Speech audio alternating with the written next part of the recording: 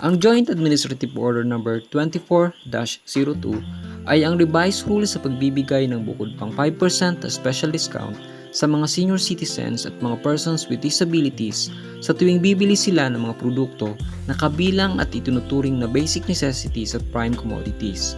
Ito ay Joint Administrative Order ng DTI, DA at DOE. Ano-ano nga ba mga produkto na kabilang sa basic necessities at prime commodities ayon sa Joint Administrative Order na ito? Ang basic necessities ay mga produkto na pangunahing kailangan ng tao sa araw-araw upang patuloy na mabuhay. Samantalang ang prime commodities naman ay mga produkto na hindi man pangunahing kailangan ay tinuturing na mahalaga o essential. Kabilang sa mga basic necessities ang bigas, mga prutas at gulay, lahat ng klase ng mais, tinapay maliban sa cakes and pastries, isda, tuyo man ito, nakalata o frozen, itlog ng itik at manok, karning baboy at baka.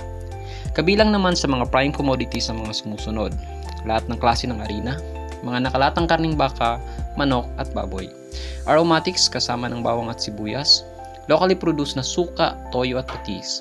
Tandaan na hindi sakop nito ang mga premium grade at ang mga imported na produkto.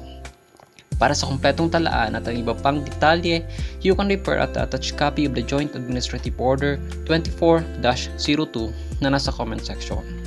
Para masiguradong ma-avail ng mga senior citizen at PWDs ang 5% na special discount, ay huwag lamang kalimutang dalhin ang OSCA o PWD ID, authorization kung napag-utusan, at ang talaan na booklet. Maaring tumanggi ang tindahan kung hindi ito dala at ang iba pang mga requirements. Tandaan din na mayroong limit per week ang total discount na maaring ma-avail. Isang paalala mula sa DTI, be smart, assert your consumer rights.